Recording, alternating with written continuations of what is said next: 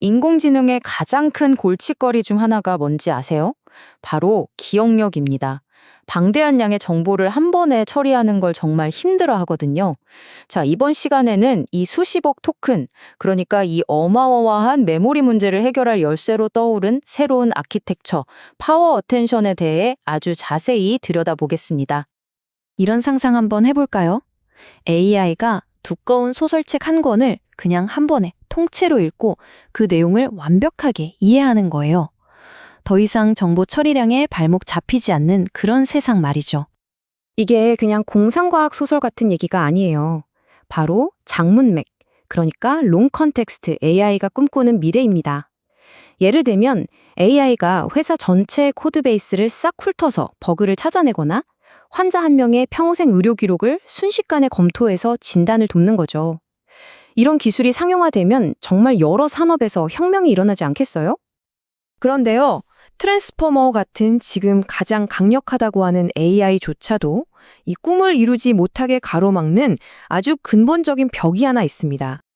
그게 바로 이 2차 비용 문제라는 겁니다. 이게 뭐냐면 처리해야 할 정보의 양을 2배로 늘리잖아요. 그럼 계산에 드는 비용은 2배가 아니라 4배, 즉 제곱으로 늘어나는 거예요. 이러니까 글이나 데이터가 조금만 길어져도 그걸 처리하는 데 드는 비용과 시간이 엄청나게 비싸고 느려지는 거죠. 이걸 좀 쉽게 비유해 볼까요? 어떤 파티에 내가 새로 갔다고 생각해 보세요. 근데 규칙이 이미 와 있던 모든 사람이랑 일일이 긴 대화를 나눠야 하는 거예요. 사람이 많아질수록, 즉 정보가 많아질수록 이건 뭐 거의 불가능에 가까워지겠죠. 기하급수적으로 느려지고 비효율적이 되는 겁니다. 그래서 연구자들이 아주 까다로운 상황에 놓이게 됐어요. 이 장문맥 문제를 해결하려면 어떤 방법이든 반드시 충족해야 하는 3가지 중요한 기준이 생겨버린 거죠. 이 3가지 기준을 우리가 해결책을 판단하는 평가표라고 한번 불러볼게요. 첫째, 계산 자원을 똑똑하게 나눠 쓰는 균형이 있어야 하고요. 둘째, 실제 하드웨어에서 쌩쌩 돌아가는 효율성이 필요합니다. 그리고 마지막으로 가장 중요한 거죠. 주어진 긴 정보로부터 실제로 뭔가를 배우는 능력, 바로 문맥 내 학습이 가능해야 합니다. 자, 그럼 기존의 방법들은 이 평가표에서 어땠을까요? 보시는 것처럼 안타깝게도 모두 최소 한 가지 항목에서 실패합니다. 뭐랄까, 골디락스 딜레마에 빠진 거죠. 이것도 별로고 저것도 별로고. 예를 들어 표준 트랜스포머는 너무 뜨거워서 계산 비용이 감당이 안 되고요. 반면에 윈도우 어텐션 같은 꼼수는 너무 차가워서 아예 창밖의 정보는 배우지도 못하는 모델의 학습 능력을 깎아먹는 문제가 생기는 겁니다. 바로 이 그래프들이 그 문제를 아주 명확하게 보여줍니다. 왼쪽을 보세요. 윈도우 어텐션의 학습 곡선이 어느 순간 그냥 평평해지죠. 더 이상 배우는 걸 멈춘 거예요. 하지만 오른쪽의 다른 방법은 문맥 전체에 걸쳐서 꾸준히 성능이 개선되는 게 보이실 겁니다.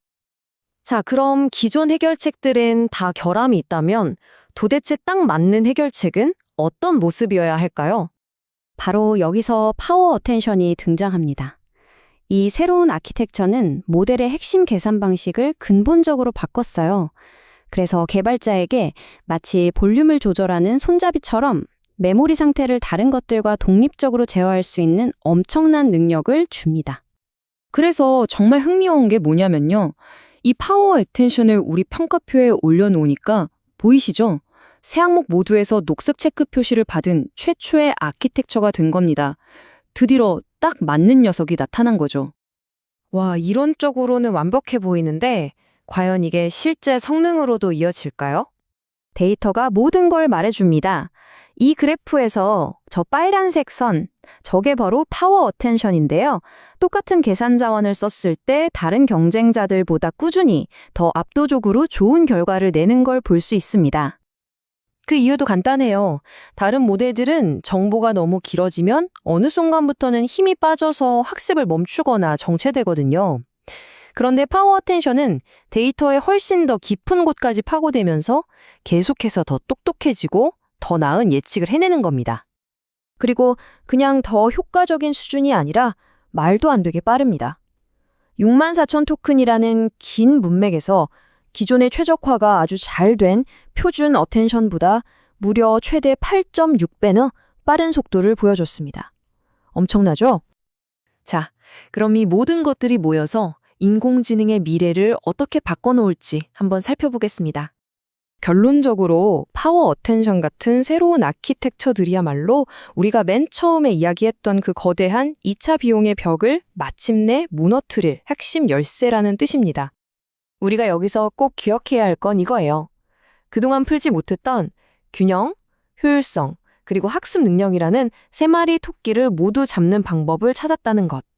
이걸로 우리는 드디어 진정한 장문맥 AI라는 꿈에 한 걸음 더 아주 가까이 다가서게 된 겁니다. 물론 그렇다고 모든 게 끝난 건 아닙니다. 연구진들도 분명히 말해요.